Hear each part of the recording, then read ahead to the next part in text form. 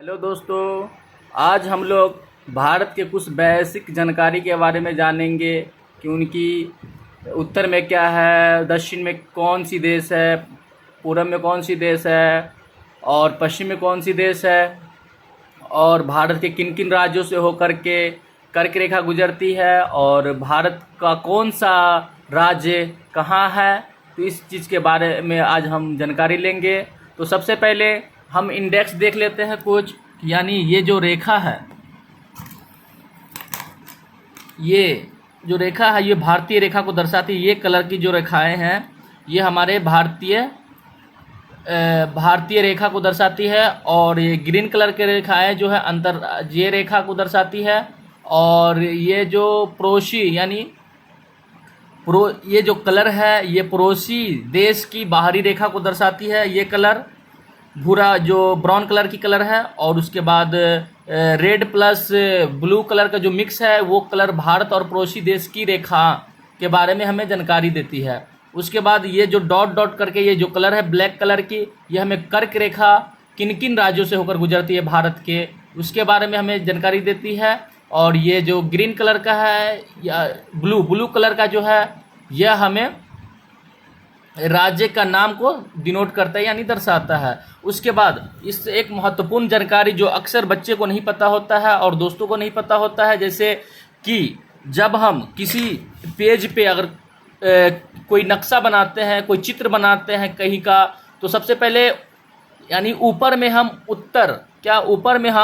उत्तर को दर्शाते हैं, उत्तर को दिखाते हैं, और नीचे में दक्षिण को, और राइट साइड में पूरब को, और लेफ्ट साइड में पश्चिम को दर्शाते हैं। तो इस तरह जो हमारा भारत का जो एक मानचित्र है, इसमें उत्तर में हो गया ये जम्मू कश्मीर और लद्दाख, और दक्षिण में हो गया तमिलनाडु और केरल।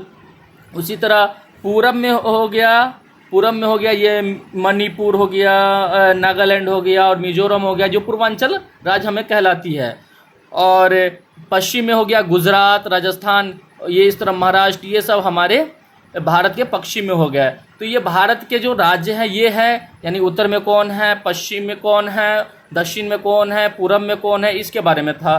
तो सबसे पहले हम देख लेते हैं कि एक बहुत महत्वपूर्ण जानकारी ये होती है कि भारत के उत्तर में कौन सी देश है या क्या है, इसके बारे में हमें जानकारी नहीं होती है। और पूरब में कौन सी देश है, और दक्षिण में कौन सी देश है, और पश्चिम में कौन सी देश है। तो इसके जानकारी के लिए पश्चिम में कौन सी देश है, तो इसके जानकारी के लिए हम बता दूं कि सबसे पहले उत्तर ये है। तो उत्तर में ये जो इलाका है, ये इलाका पूरे हमारा जो भारत के पड़ोसी देश है वो है चीन का ये इलाका है पूरे।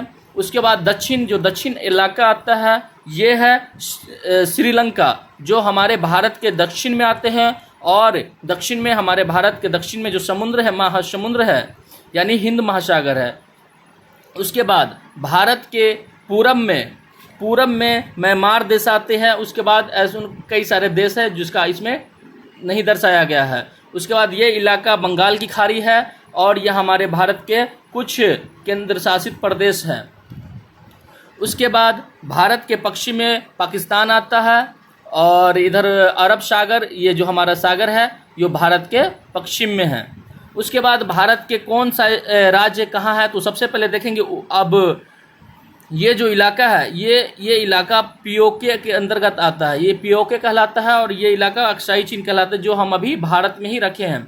यानी ये इलाका हमारा लद्दाख है, और ये जम्मू एंड कश्मीर, हिमाचल प्रदेश, ये पंजाब, हरियाणा, उत्तराखंड, उत्तर प्रदेश, राजस्थान और गुजरात, मध्य प्रदेश, बिहार, झारखंड, वेस्ट बंगाल, सिक्किम, जिसको एस से डिनोट किए हैं, ये हमारे देश के पड़ोसी देश है। भूटान, ये पड़ोसी जो हमारे भारतीय जैसे बिहार और उत्तर प्रदेश से सटे हुए एक देश है जो नेपाल है। उसके बाद इधर के इलाका में ये हो गया हमारा अरुणाचल प्रदेश, असम, मिज़ोरम, नागालैंड, मणिपुर, त्रिपुरा, मिज़ोरम। ये हमारा बांग्लादेश है जो भारत के काफ़ी नज़दीक है, और हमारे भारत के कई सारे राज्य से इसका सीमा लगता है।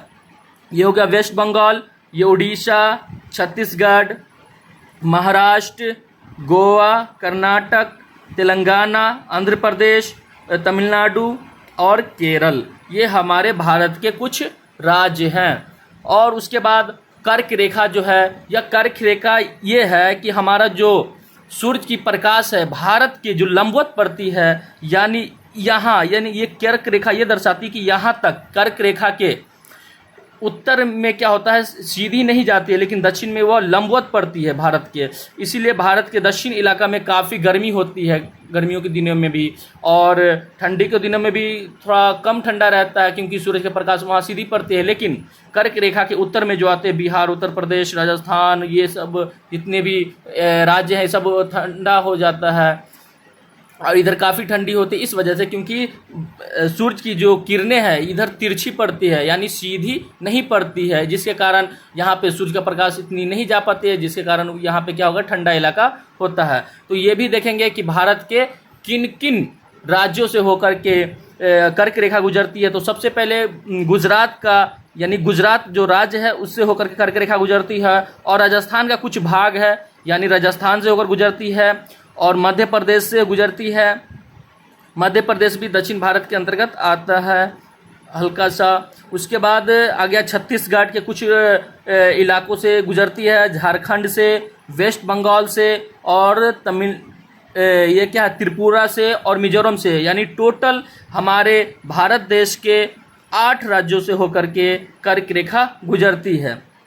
तो ये कुछ जानकारियाँ थी जो कुछ बच्चों को नहीं पता होता है, इसके लिए हमने यह वीडियो बनाई। अच्छा लगे तो प्लीज़ लाइक, शेयर और कमेंट ज़रूर करें। आप लोगों का आशीर्वाद बना रहे। Thank you so much.